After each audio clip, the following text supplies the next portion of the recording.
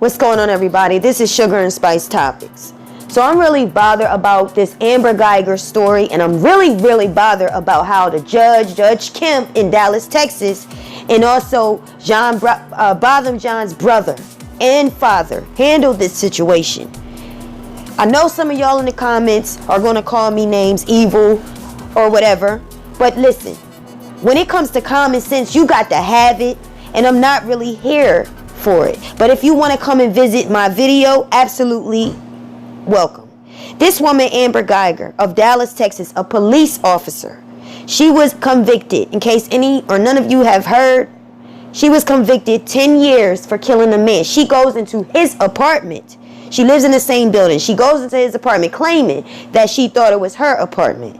She shot him dead. She didn't shoot him in a crime of passion. She shot once, missed, shot again, hit him in the chest, killed him. She gets 10 years, which she's eligible for parole after 5 years.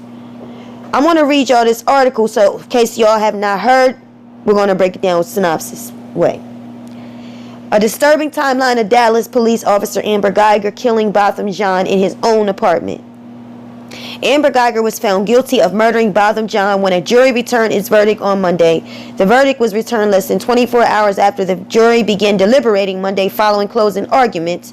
The trial, which started September 23rd, was originally expected to take 2 full weeks. Keep reading to find a detailed timeline of the shooting on September 6, 2018, up until the guilty verdict was delivered more than 1 year later. The case has captured international attention in part because of Guyger's implausible excuse that she thought she was in her own apartment and shot John because she thought he was a burglar. Many questions surrounded the trial, including the apparent concern that Guyger wouldn't get a fair trial, something that apparently took a backseat to getting justice for John, an innocent, upstanding member of society. John's mother said that her son didn't deserve to die like that. It would seem to be a telling sign. Local Dallas police reportedly gave orders that suggested they were preparing for Guyger to be acquitted. The entire scenario surrounding the shooting was still incomprehensible to many people even 1 year later.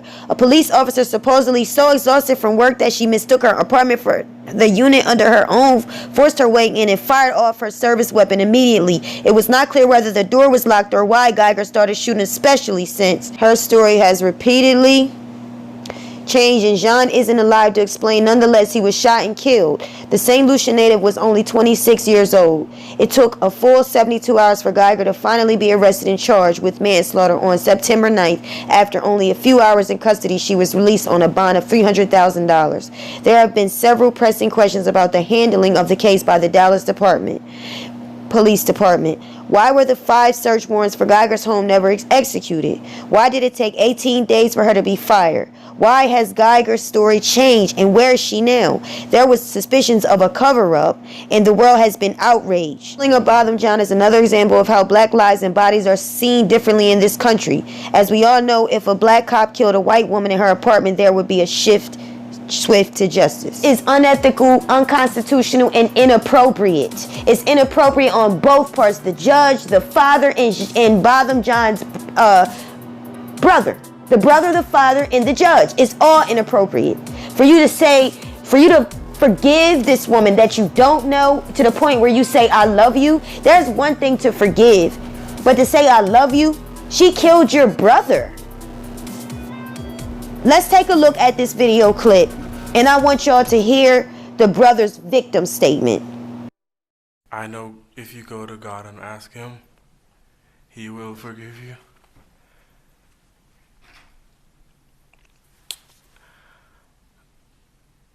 And I don't think anyone could say it. Again, I'm speaking for myself, not even bad for my family. But I love you just like anyone else. Hear that? This is not even morally right. I'm not saying you can't forgive the person that killed. Put yourself in that position. You can forgive, and God does require that, because I know they live in the standards of God. Don't make a mockery of the love of God, and stop making a mockery of Christianity. Stop. I was looking at Truth Out Loud. He had a good point, a great point. This woman was not even sorry. She didn't even admit to lying and admit to murdering. She kept it all the way to the end that it was an accident. And you are saying that you forgive her and that you love her, but she's not even admitting. Like Truth Out Loud was saying. And I encourage y'all to go to Truth Out Loud. I love his page. I love his commentary. And check out what he had to say. She didn't even apologize for murdering your brother. As far as being honest that she killed him, she basically holds the story that it was a total accident. She thought it was her apartment. So she's lying. Talking about you love her and you want to get down and come down and give her a hug. When are y'all going to stop being somebody's damn slave mind? You're not supposed to be like that. You're supposed to be stronger than that. I would just slap you down if I was your brother. I'm sorry, if you was my brother and you tell this murdering cop, this is a police officer that killed. This is worse than a regular civilian. This is a cop supposed to protect the people in a. She is the law, and she murders your brother, and she didn't admit to it. She didn't admit that she lied, like Truth Out Loud was saying. She didn't admit that. Okay, I went in this apartment. I knew it was this, or that maybe we were sleeping together. Was there more to this story? Was there more going on? Because this don't make sense. You shouldn't have that much love for your murderer, your brother's murderer. So I don't understand this judge and his brother, and they happen to be black. And that's the sickest part of it all. But you have on this side, when we talk about R. Kelly, his people are the ones putting him in jail. But y'all the same ones on the stand coming down and hugging the killer, though. I'm sorry, but the Caucasian. There's no disrespect to the Caucasian, because in my opinion, y'all not asking for this. It's like they throwing themselves to be slaves. They're throwing their mindsets to be condemned and below and inferior. Y'all are not doing it. It's not always the Caucasians. It's them, the black people. You always feel like you have to kiss up to somebody. They not even asking you to do that. And you jump your ass off that stand to go give her a Bible, making a mockery of God and forgiveness and love. You out of line. God is a God of order, and this is not the good demonstration of the laws of God. That's not right. He didn't tell you to do that. You did that because you're impulsive and you're inferior, and you looking for the acceptance and the approval of a man of a race that's not even asking for that. They respect you for who you are, but now you lost all types of respect. So now let's look at the judge as she walks down. Check this out. So she comes out of her chamber. She got her flip-flops on. She brings her Bible over. And word is she was reading John 3:16. For God so loved the world that he gave his only begotten son, for whom shall ever receive him shall have eternal life. You come in, and even the guy right here, they look like, what is she doing? You make yourselves look bad. But these are the same minded people that turn on R. Kelly. You turn on your own kind before the white guy or the white woman, no disrespect. They don't even turn on R. Kelly like y'all turn on R. Kelly. And you kiss up to Harvey Weinstein and Epstein. You don't, the mute R. Kelly people, y'all don't go after them. Do you see what I'm saying? You don't have cultural obligation at all. You don't care for this man to even have due process, even if he did do it all, and I don't believe he did. You don't give him the opportunity to prove his case. Although there's lies and there's setups and there's racism we deal, you know that there's a conspiracy when you're a celebrity that makes a lot of money and you get a certain age. You don't believe in giving him his act. But this woman here, she makes me feel uncomfortable. I don't like her mannerisms. I'm going to be honest. She looks to me like she even allegedly could be homosexual. So for you to be all up in my face and put your breasts on my breast, I feel nasty, disgusted, and I feel like I have to let you because you are the judge. Even though this woman has put out text messages, posts to show that she separates herself from African Americans, that there is some segregation in her thinking, even though this judge is aware of the types of posts she put out. She still comes down off her damn chair, out of her damn chamber, go grab her Bible, give the Bible to this convicted cop murderer. And she's aware, what I just read, that there was suspicion in this case. They wanted to know, why did it take so long for her to be fired? Why was there 5 warrants? When you go out on the street, highway warrants, you see people pulled over all the time. They trying to search your car. They trying to get in your house. But look at her. She don't even want, I wouldn't even want you on me. I don't even know if you might be gay on me, and I'm not gay. I feel uncomfortable. So this is what happened, and I'm glad it happened. Plaint filed on her, on Judge Kemp. The Freedom of Religion Foundation, a nonprofit which seeks to defend the constitutional separation of church and state, claimed Judge Kemp's action crossed the line. And it did, and I'm glad they filed this on her. I was so happy.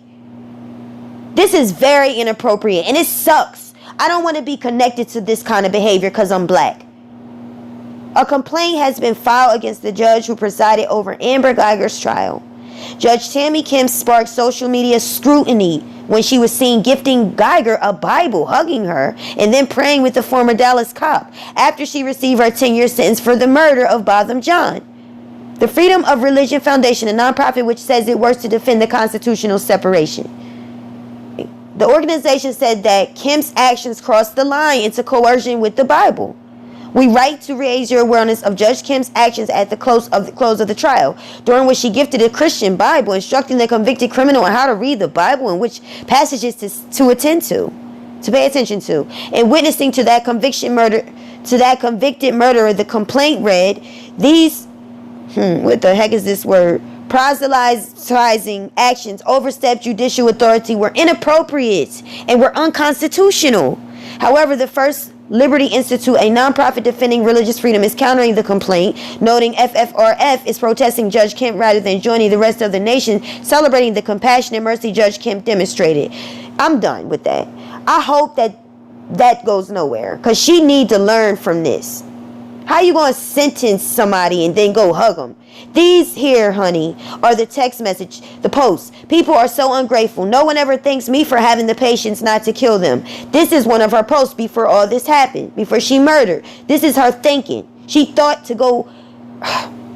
The state also showed the jury a text message between Guyger and her ex-lover and police partner, who was married, Officer Martin Rivera, that took place on March 9, 2018. Damn, I was at this area with 5 different black officers. Not racist, but damn, he said. Then she says, not racist, but just have a different way of working, and it shows. I didn't find too much racism in that. I just think they're just discussing, they feel like they different than blacks. And that again was text between Amber Guyger and Martin Rivera. Prosecutors also showed jurors 3 Pinterest posts, which I showed y'all one. Now here's another one. Stay low, go fast, kill first, die last. 1 shot, 1 kill, no luck, all skill.